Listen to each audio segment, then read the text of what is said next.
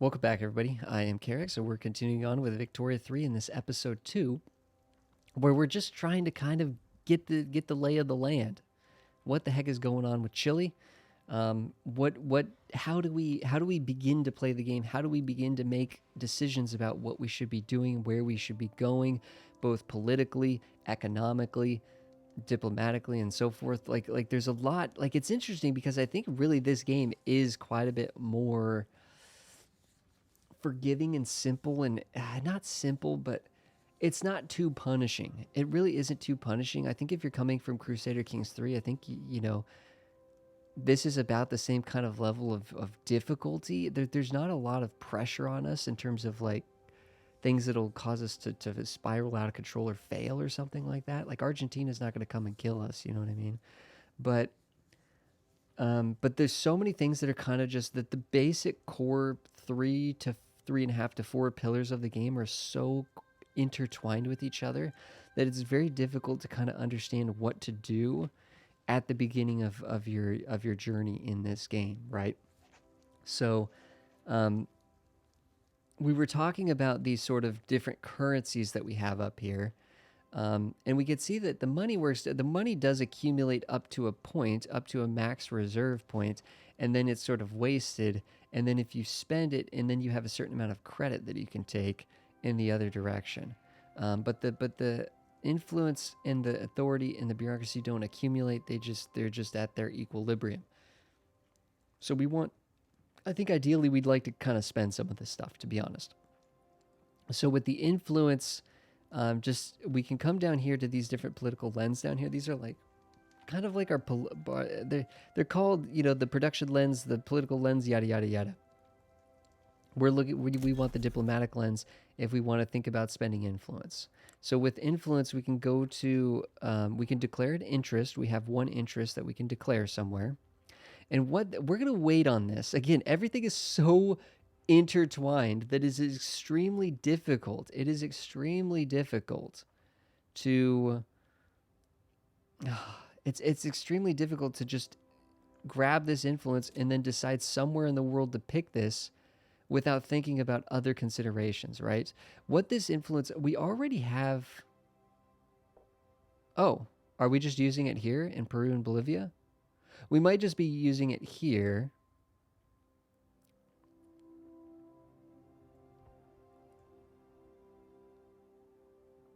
So we're by default, we're using it here. And you know what? Maybe by default, that's okay. I don't like how it says that we have one available, but really it's like we've already selected one. I wish this would kind of, when you see that, you're like, oh, good, I have an interest available. No, well, it's already selected. Oh, okay, well, I'd have to subtract it. It's not like an extra one available. So we're actually doing it in the Andes, and that could be okay. What does is essentially allows us to trade with people that we have an interest group with and do other diplomatic interest activities with people within the interest group.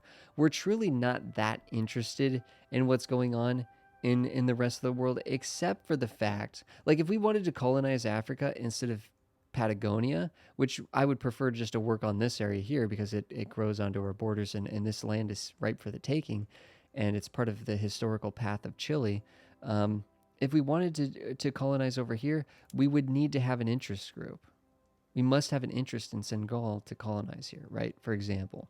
So having interest groups allows you to be colonizing in more areas and more parts of the world. And then it also allows you to do more trading with countries. So, for example, if we wanted to trade with Austria, we would need an interest group up here setting up specific diplomatic connections to Austria or Russia or a Great Chin or whatever, right? Now the interesting thing is because Great Britain is is the number one ranked great power in the world, they have a ton of interest groups. So they actually and that's how the interest groups come from your essentially your power, your prestige and your power within the world. Our rank is 35, but for some reason in this game, it's so nonsensical. I don't understand why. But in this game, if you are even if you're a minor power, like we're 35th in the world, we have one interest group. But if you're Great Britain, you have like 50 interest groups. It's just weird to me that sort of like all or nothing kind of mentality. But maybe it's thematic to the time period where reality is you had to be one of these dominant powers like France, like England, in order to, have that kind of influence globally. So, but I just wish there was more of I wish I could have, I wish I could have a few interests. You know what I mean? But most 99% of the countries that you play in this game, you only have one interest, if that. A lot of countries weaker than Chile won't have any interests besides, the automatic interest they get for the group that they're in, right? We have an interest with Argentina and Paraguay and Uruguay and stuff because we're automatically in this La Plata area. So we have an automatic interest group in the region that we're in, of course. That makes sense. But if I wanted to trade with Austria, I would need an interest group over here, or they would need an interest group with me. Well, the good news is England is so sort of powerful and so globally connected everywhere that they actually do have an interest with us. Like we're trading with them right now because they have an interest on La Plata.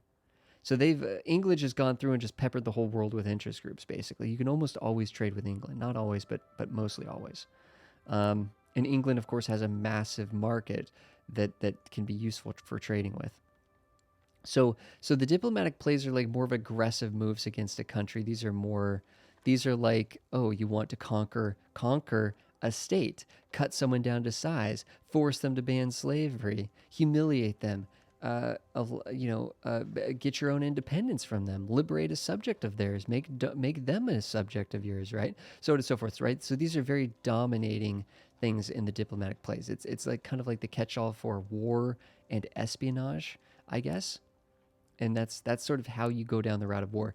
Spoiler alert, we're not going to be messing with that. We really just will not be messing with that. And the thing is, the game doesn't force you to mess with any of that. We can do a lot with Victoria 3 without really ever going to war. We're not going to be attacked as Chile, I can guarantee it. We might, I don't know, the closest we get to war is maybe we attack Argentina.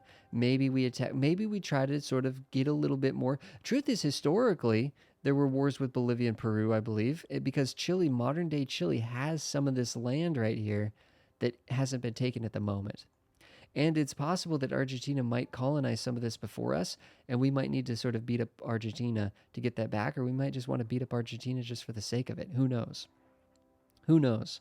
So, but in the diplomatic actions, this is where we're going to be spending the bulk of our influence most of the time, right? We can just sort of improve relations with England. They have an interest on us, so we can do that.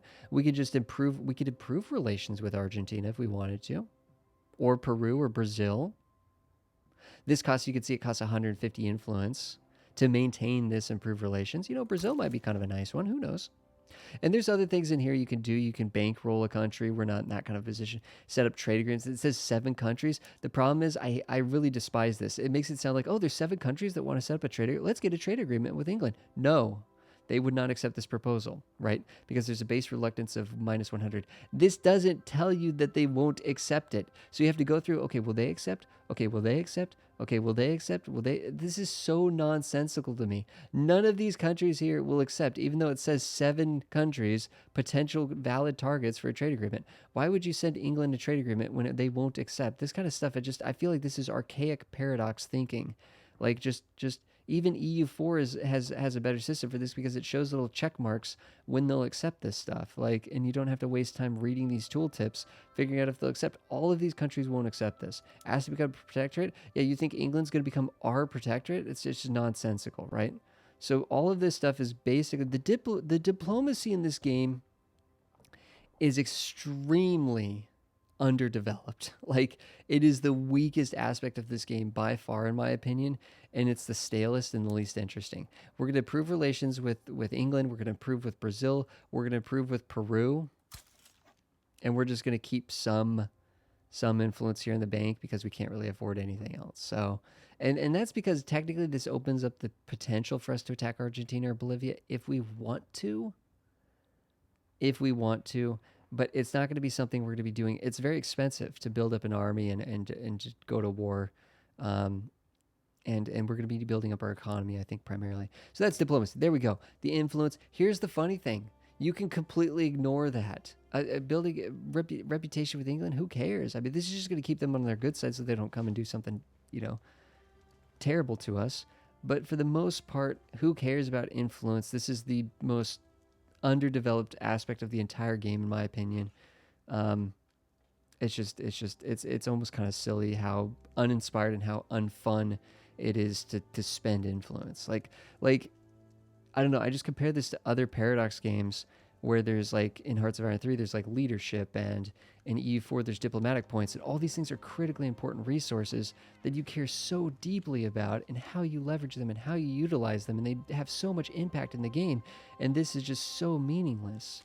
So meaningless. Even the funny thing is, for being positive on influence, we get infamy decay.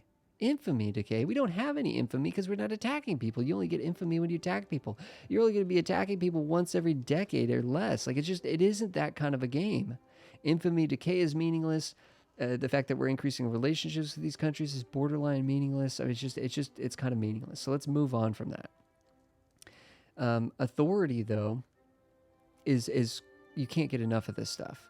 That being said, it's something that you're going to be losing if you go the route of democracy. You're going to be losing a lot of authority going that direction. However, this stuff is invaluable for shaping your country. You can go into the political lens here, and you can enact decrees. So these are just buildings that are politically related buildings, basically. This is just telling you that, oh, there's some states that we can incorporate, or we can change our capital. Stuff you'll never hit. Doesn't even need to be a tab, really. It can be, I think a lot of this stuff could be in different menus. I don't even think the building stuff, I think it's confusing not having all the building stuff in one tab. This is some buildings, and then you got to click here for some buildings, then you got to click here in the military one for some buildings. I think it would, I don't think the military buildings need to be in the military lens. The military buildings just need to be in the building lens, in my opinion. But that's just me.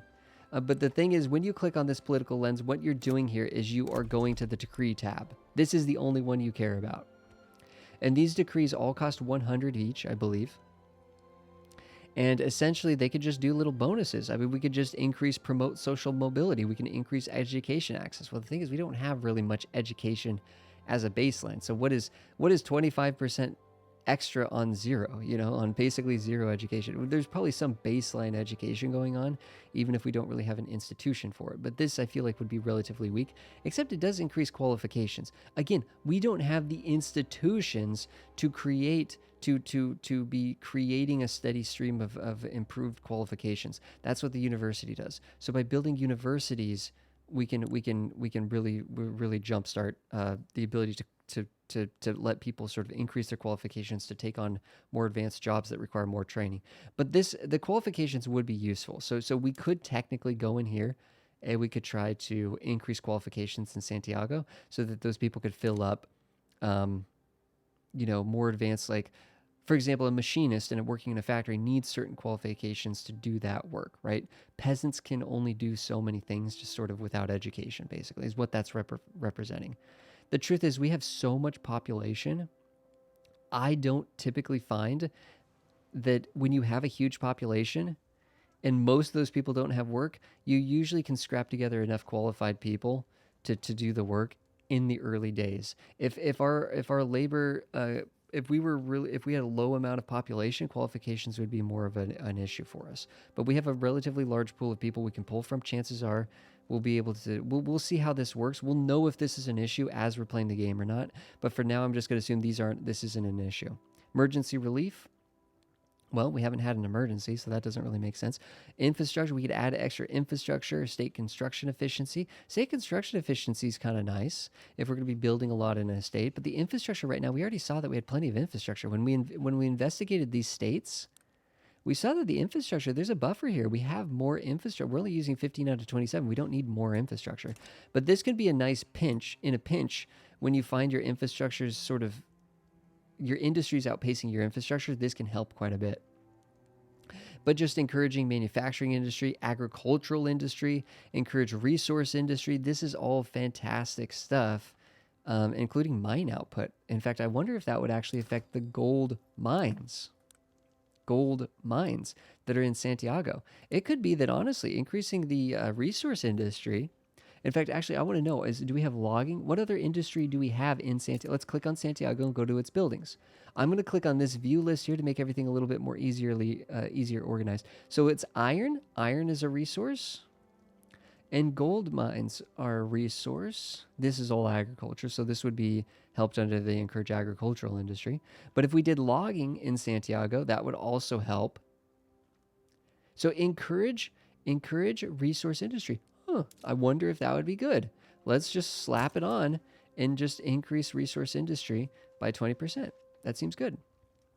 And then, obviously we don't really have much manufacturing going on, but we could look at these other things too. You can only put one of these in each, so you can see I can't go in and add agricultural industry because we're already encouraging. So these ones are exclusive, but I can go in and do promote social mobility in here as well if I wanted to.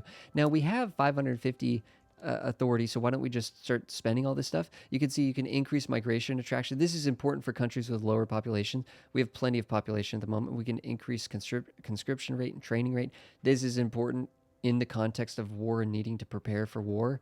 Again, some of these things don't, or we could even get rid of turmoil in a country with violent suppression. So some of these things are very contextual. Promote national values, assimilation and conversion and stuff, right? To reduce discrimination from people of being of different cultures and stuff. And if we haven't really, what is our discrimination? We actually have cultural exclusion, which is pretty high up. And, as opposed to, that sounds bad, but as opposed to radical segregation, national supremacy, or ethno state, right? We're not quite multiculturalism, but we're closer to that than not. In the grand scheme, we're pretty advanced in this department compared to the time period and so on, and compared to other countries of this time period, which would be more like national supremacy or racial segregation and stuff, right? So, this could be more important for assimilating people, and like, especially if you're doing a lot of colonizing and stuff, this could be more important in assimilating people when you have really tough cultural laws. We actually are kind of probably going to be doing okay on that by default, because we have a little bit more open laws. Now it's not going to be perfect, but we're going to, what that means is that people that aren't assimilated are treated poorly, and they become radicals more. This hasn't calculated because we haven't played the game yet, but over the course of the game, we'll be getting radicals will be accumulating based on discrimination as one of the factors for creating radicals. So when people are when entire massive populations of people within your country are completely discriminated against institutionally, then that creates radicals that can revolt and cause a lot of turmoil and so on and so forth. So that's one way to force the assimilation, the conversions, to remove people that are of different cultures, or you know what I mean. You get what I'm saying here. Might not need any of that. The rest of it, so we still have tons of authority, so we could just have somebody going in the other state and yada yada. And we might, but I'm going to look at the other thing that we can do with authority. The other thing we can do with authority is we can actually bolster and suppress interest groups. So this is a way for the government itself, or us as a player, us as an invisible hand, to say, you know what, I don't like the fact that the petite bourgeois have this much influence. In fact, I could tell you right now, the landowners are a real pain sometimes when you're trying to get stuff passed. And it kind of makes sense. We don't exactly know what we want to be passing, what we don't want to be passing. This is where we now know that we can bolster groups and we can suppress groups. And we could start to see which groups support which things. And we could try to bolster the groups that support laws that we want, and we can suppress groups that try to oppose the laws that we want, right?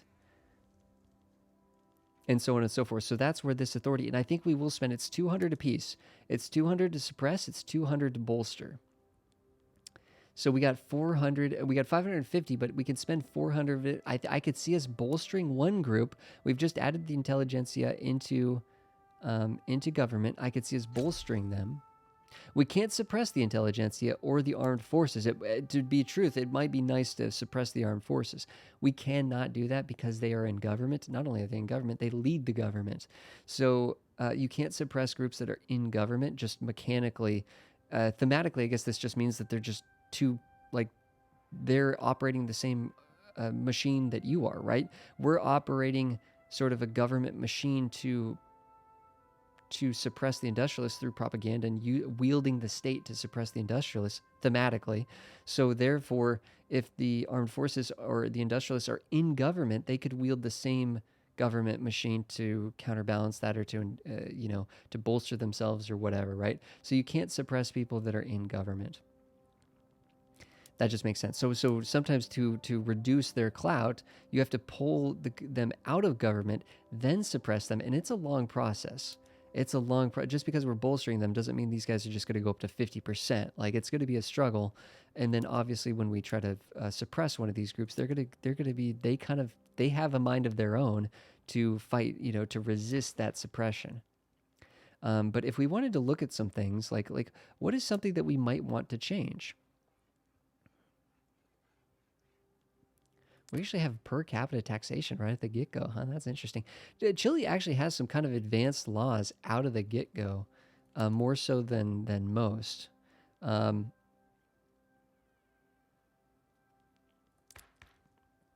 which is kind of interesting. Child labor is allowed, right? So, in order to restrict child labor, would require the marginalized trade unions probably being in power because they'd be a group that would actually want this to happen, and the industrialists would oppose that.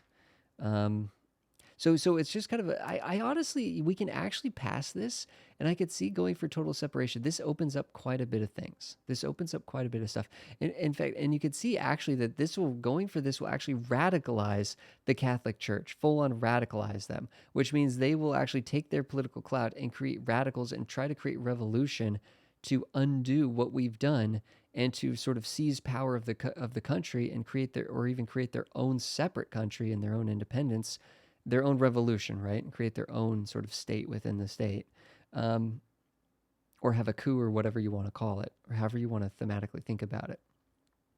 But this won't radicalize them entirely. This is like a stepping stone on our way to total separation. But the church will at least oppose this, and they'll be cranky with us because they'll be opposing us. If we can marginalize the groups, it doesn't matter if they don't like us, because once they're marginalized, they're basically kicked to the curb. So if we can, let's suppress the Catholic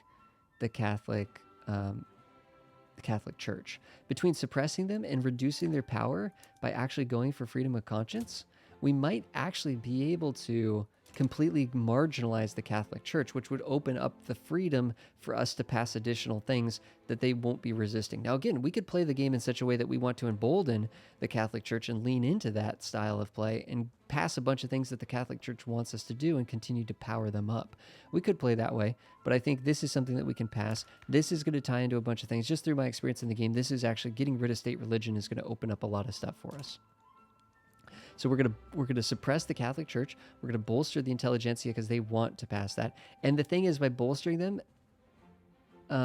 if they have a certain amount of clout and they have a certain amount of loyalty, they can start to enact some of their special bonuses. So as these become powerful and as they become loyal, they actually will give you benefits. This is the one that they get if they're unhappy, but right now they're loyal. So if they're loyal, we're gonna be able to get minus 10% technology cost, which is society technology cost, which the avant-garde, which is amazing. And then also, we also have this unlocked because they're 10 loyal. We'll have migration attraction. So we'll have more people coming in, apparently, to the country, which could be a good thing, but might be a bad thing in the short term. So, and research. The one thing I'll say is because we have so much of this low-level, level 1 tech, we could finish this level 1 technology. But we don't have any furniture. We don't have these industries. We don't know exactly what industries we want. So while we think through the economics, we're still thinking through the economy. We definitely want intensive agriculture, but this will take, only 3 years, huh? Only 3 years to do that. That's not too bad. That's not too bad. But we're getting that little bit of a bonus. I really like the idea of doing the minting. I also like the idea of reducing the trade route bureaucracy cost by 25%, because that might actually handle the bureaucracy deficit that we're struggling with. Yeah, I think we actually go stock market into banking, and then we swing back around. Then maybe we swing back around to intensive agriculture, because we are doing quite a bit with agriculture. But we will see that even more as we now talk about, finally, we've looked at this stuff. Okay, so how do we actually how do we just get more bureaucracy? We can build government administrative buildings. Now, do we have any government administrative buildings right now? We actually have 2. So the other thing we can do is we can try to bolster the efficiency of these government administrative buildings. Right now, we have 2 of them. They're giving us 70 bureaucracy. That's 35 each. Does that coincide with what this will say? Or wait, right here. Yeah, 35 per level plus 35. Yeah. Plus 35. But that depends on the mode. What we could actually do here is we could get 100. We could get an additional 100 and additional. That's actually, so in this case, it's a little confusing. That plus 100 actually means we would get plus 100 on top of our current mode. So this would be going from 70 to 170, I believe. So this means that each one would be adding 85. But what this does is it consumes paper. Right now it doesn't consume anything. This consumes paper. So this will actually cost us the substitution. The cost of the paper will be so expensive that it'll actually cost us about $1,000, which isn't cheap. But this will immediately. Actually, you know what? Maybe I'm wrong about that. We'll have to see how this. Maybe it actually goes to. You know what? They might have changed. Okay, they're making some hot fixes and some patches and stuff. Yeah, because now it's saying 130 here. I think they've changed this a little bit. I swear it used to show just the difference in the modes between the mode you had and the mode you were going to have. You know what? It might be because we haven't unpaused the game, and it maybe is assuming that we're producing basically nothing from this. But I'm going to go into here. I know this is a little bit confusing. We went to the building tab. We saw that we do have government administrative buildings that are already built in Santiago. They're already built here. And I'm just increasing their production mode to increase their output so that we can, in this case, get more bureaucracy and cover the bureaucracy so that we can reduce that tax waste that we had. So we're going to be paying for the paper. Now we might think to ourselves, okay, we're paying for paper. And it's telling us the paper cost is going to go way up because we do not produce paper. Paper would be an urban factory to make paper, and it would cost wood as an input. We do not have a paper mill. But we know that we're now using paper domestically. So without even having to look at our market situation, I can almost guarantee that building a paper mill would make sense. We need paper. The price of paper has skyrocketed, and we need paper. However, so we fixed our bureaucracy. Cool. Let's look at the economy. Here we can go to the market tab. This market tab is critically important. I always sort it by this market price whenever I'm looking at this. And I just kind of scroll through and look at this stuff. Anything that has a negative balance means our market needs more pieces of furniture. We're only producing 13 from subsistence farming. This is literally people just in their homes making furniture. Some people that are doing subsistence industry are making furniture. Some of them are making clothes. Some of them are making food. But it's all extremely inefficient stuff because one factory could probably make 20, 30, 40, 50 pieces of furniture, and yet we have tons of subsistence farms, quote, quote, making a few pieces of furniture. It's horribly inefficient. We can see that our population is consuming 47 pieces of furniture. Therefore, or that would be the ideal consumption. That's how many people demand furniture or need furniture for their standard of living expectations, essentially. And they're having to pay through the nose for the little bits of furniture that are even being produced. So the price of furniture has skyrocketed because we're not meeting the demand.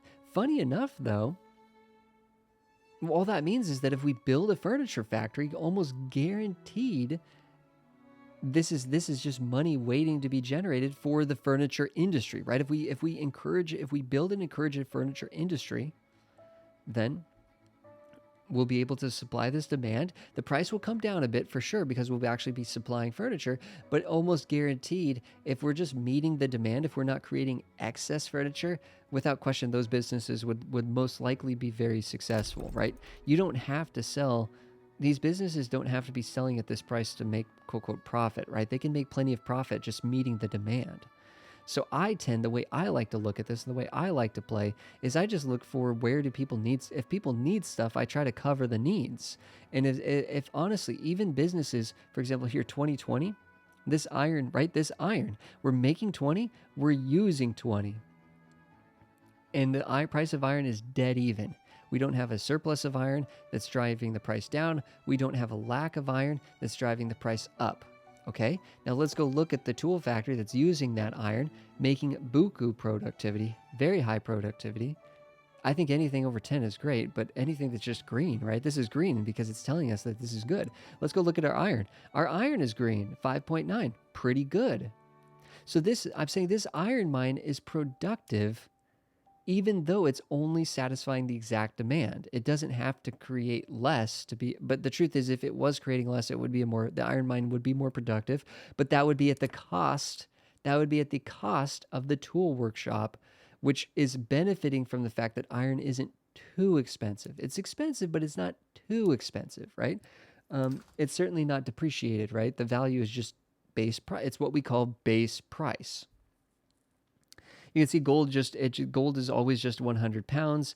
It's just you make it, it just becomes money. That we've represented that in our minting going on here. We could actually just expand our gold mine and see if that's bad or not. Interestingly enough, we're actually producing extra wood. Okay, wait a second. We're producing extra wood in our economy? So wood prices are low? And we're saying that furniture is in high demand and furniture uses wood? Okay, this is no-brainer. We have to make a furniture factory. We have to go to industry and we have to select, and we could see here, this furniture factory it will consume 30 wood. It'll use 10 fabric and it will produce 45 furniture. This is going to be beautiful. This is going to be absolutely beautiful. And the interesting thing about this is, as we give these people factory jobs, as we build up industry, people are going to actually have more demand for these goods. So interestingly enough, this 47 is going to grow massively just by employing all these people that work at this furniture factory, all 5,000 of them, the 4,500 laborers. Those people are going to start wanting some furniture themselves. They work at a furniture factory, they make furniture, they might want some furniture for their own homes. So this is going to actually drive up the demand of the goods by employing people to work in good paying factory jobs. It's amazing how this works. It's just incredible. So here we could see that we only have 10,000 peasants. This gives us a peasant value. These are basically unemployed workers waiting for a job, waiting for an opportunity. We have 100,000 peasants here. Booyah. Now, peasants, I don't know if peasants can just immediately become factory workers in all cases because, again, there's that qualification system. Either way, we have so many people here that this factory will not have any issue staffing it. It'll tell you here if there's an issue with staffing, an expected issue with staffing. I find that expected issue with staffing is still also not fully accurate. All I do personally, and it works in my experience, is as long as you have the peasants, we know that this building costs 5,000 people because it says it increases employment by 4,500 laborers and 500 shopkeepers. That's 5,000 total. So that represents the small business owners that own furniture outlets that sell the furniture to people and the people who actually work at the factories that make the furniture, right? So that represents all. This isn't literally, we're not just literally making one furniture factory, we're making an entire furniture industry that then, private, essentially just regular people create shops to sell the furniture, and multiple different industrialists build factories that make furniture, essentially is what we're doing. And then we're just kind of steering that or guiding that or even doing it with some government intervention. So that's going to be a fantastic. So there we go. We are building one factory. And this isn't going to cost us anything because our first one's free. Now, here's the thing. Now, the first one's free, or the first 5 are free, sorry. We could actually first prioritize building a construction sector. But the thing about the construction sector is it consumes a huge amount of wood and fabric, and we have to pay the costs on that wood and fabric in order to do that building. So basically what I'm saying is, yes, we have extra wood right now, and I think we have extra fabric. So we actually could start off with a construction sector, but without question, as we're building this furniture factory, which uses wood as well, we're gonna need a lot more wood. And it's gonna be, basically what I'm saying is I do want to actually be producing a lot of wood before we start building our own construction sector, because our balance is still fairly tight. It's fairly tight. And we're gonna want to increase other buildings, our ports, our government administrative, our universities. All these things are going to cost our money as well. So we can't actually quite afford. I'm just telling you from experience, it's a big trap in order to build a lot of these construction sectors right now. First, we're going to try to take advantage of a few years of free building and try to get a lot of wood and try to get a lot of fabric. And you can see fabric. Actually, the funny thing is, where do we even get fabric from? Well, it can tell us right now we're getting it from our ranches, our livestocks.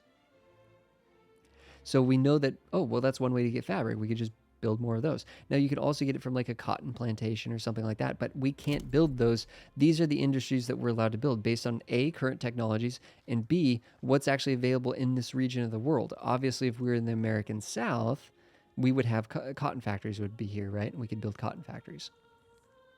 But here, these are the ones we can build. We can build wheat farms, sugar plantations, tobacco plantations, and livestock.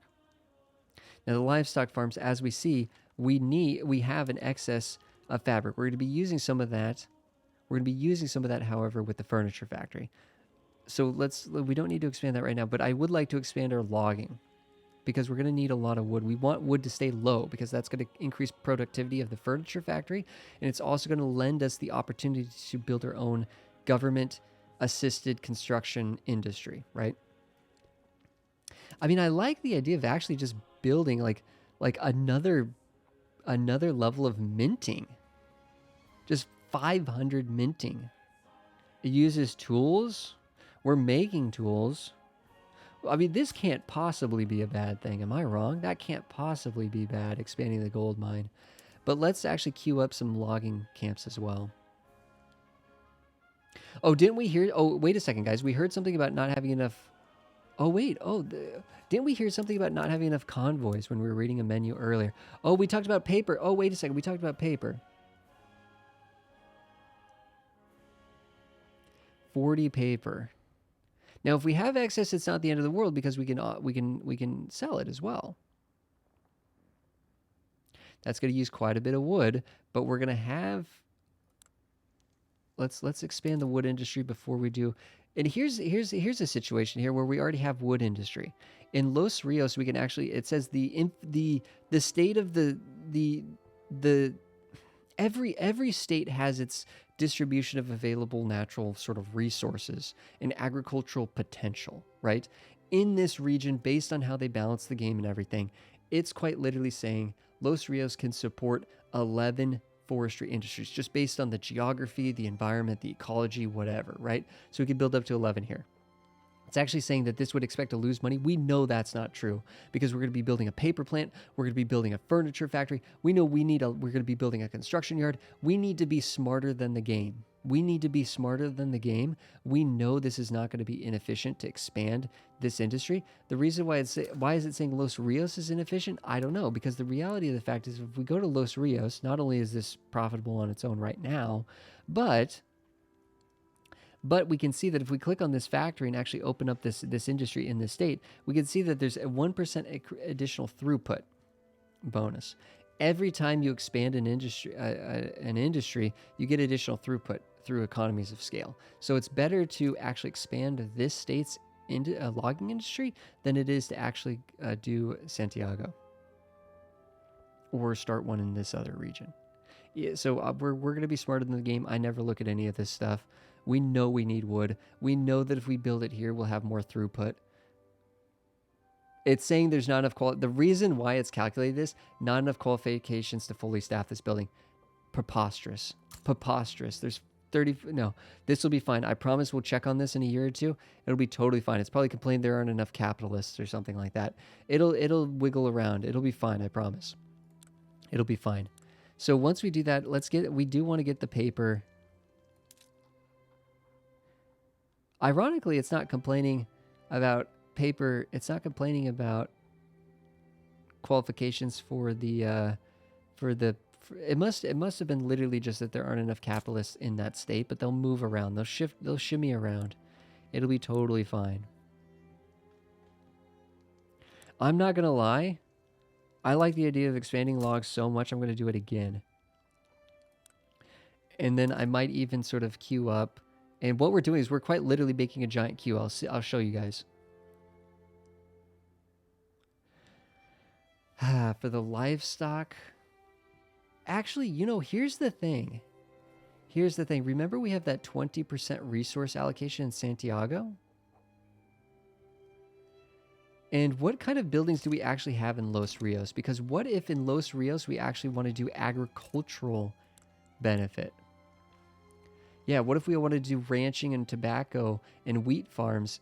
Do we have any wheat farms? We have one in Santiago. That's not much of a base. You know what? I'm actually tempted. Hold on a second. So if I open up the construction, we can see we've queued all these up. I'm actually tempted to actually build these and maintain and create basically focus on resource allocation in. See, Santiago only can go up to 6. No. I'm changing my mind on this. It can only go up to 0 out of 6. So the potential here for throughput is way lower. This is definitely stronger. Definitely stronger. Get back at that back in the same order we had it. But for agriculture, I don't think this will be much of a resource state. This will be more of an agricultural state. So I think we're gonna focus on the livestock. Well, I don't know. We're getting a little bit this. I kind of wish almost we could have set this ourselves instead of had it all kind of messy at the beginning. It'll be fine in the grand scheme of things. It'll be fine. Um, but yeah, we're gonna preemptively do more livestock ranching. In fact, actually, we saw that expanding the gold mine uses tools. Livestock ranches actually can use tools. I'll show you guys this. If we go to our buildings and we find our livestock buildings, we can actually see there's a production mode here that will use tools. Now let's see, what is our tool situation looking like? We're not quite making enough tools.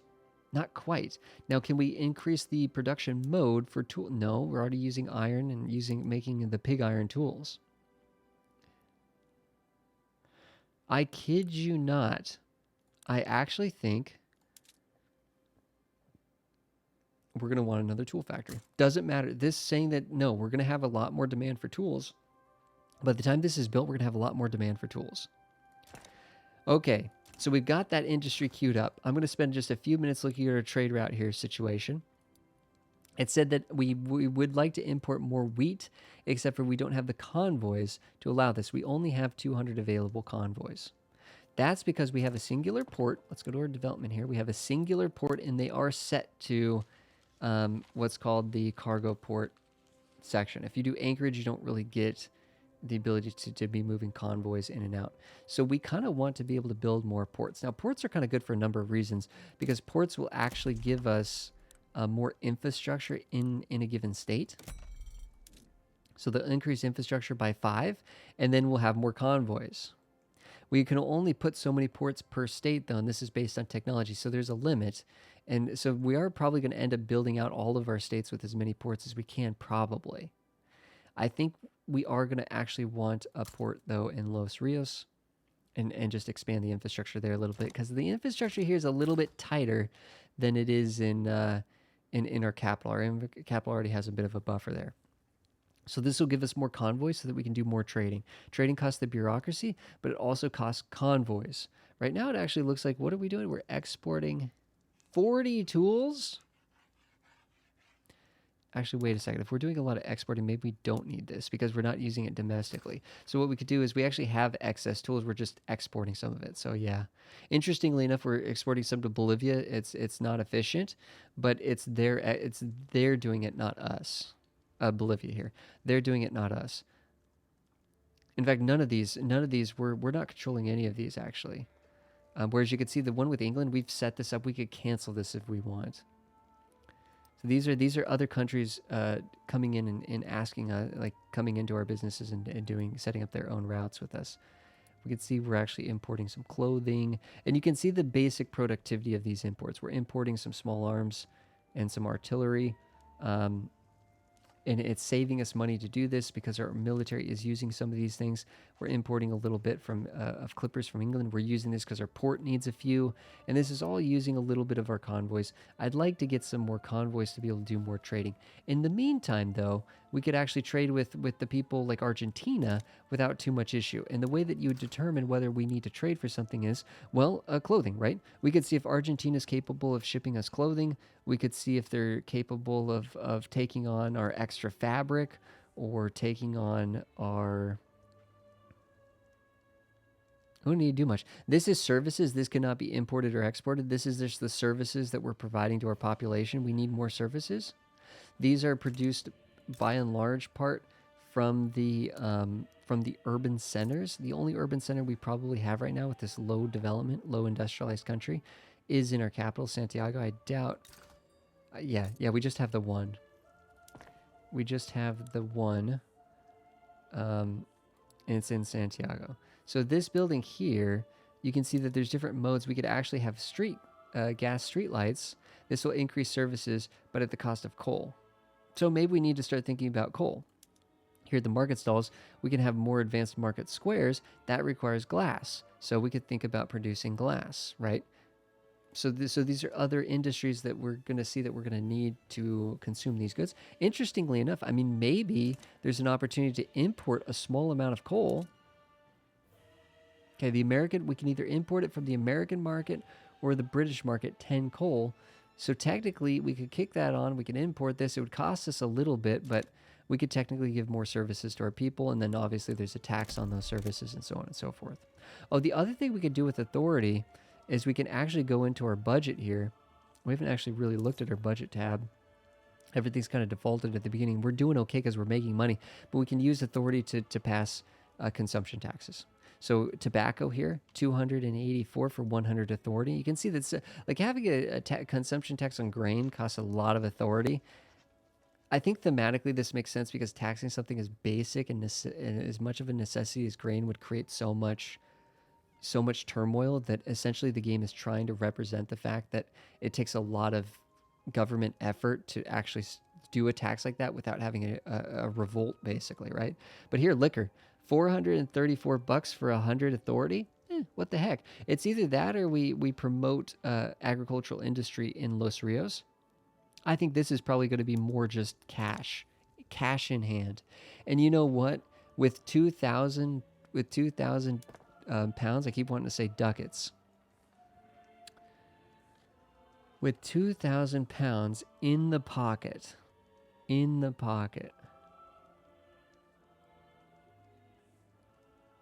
I'm thinking we actually could probably get one single construction sector built. That's what I'm thinking. One single construction sector in our capital. And where do we put that exactly in the queue is the question. We really need this paper because we're using that to cover the bureaucracy here, and that's costing us some money. That's actually going to cost us a decent amount of money.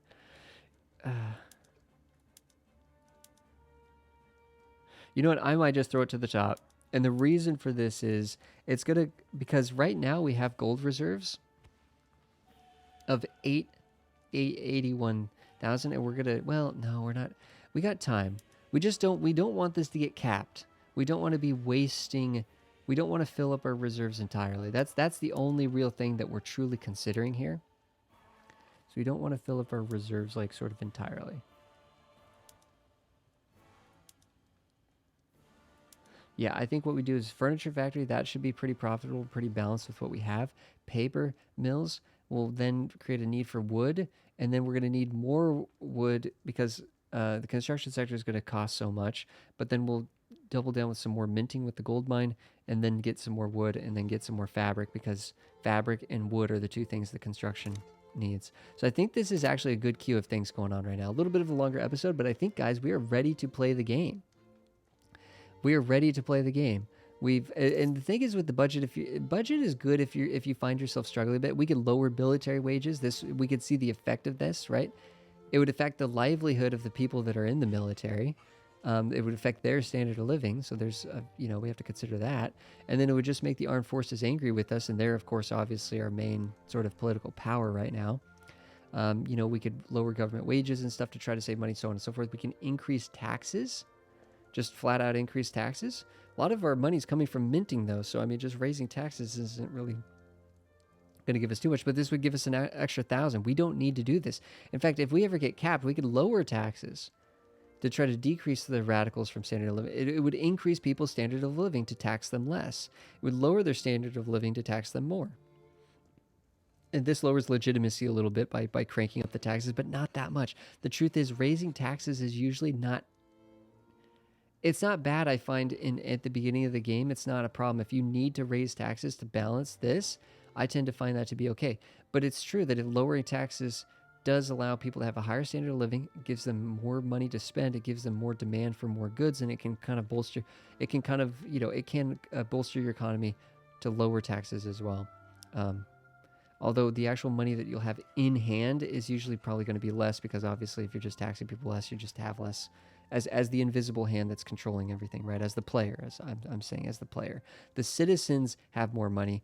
The factories can generate more money. Like, the economy can be more successful with lower taxes, but if you want to have some, money to play around with, then yeah. All that's sort of simulated and dynamically done in the way that you would kind of expect. This game actually kind of works the way that you would think it would work, which is kind of nice. Kind of fun. Guys, thanks everybody for being here for episode 2. I really appreciate it. You guys are awesome. Playlist link down below will get you to episode 3. This was a long one, but I think we're finally ready to actually start playing the game. So that'll be really nice. So next episode, we will start zooming and grooving and seeing what happens and start actually sort of playing through what is it like to actually pass some of these laws. What is it like to actually sort of adjust and queue up buildings as the economy starts to balance out?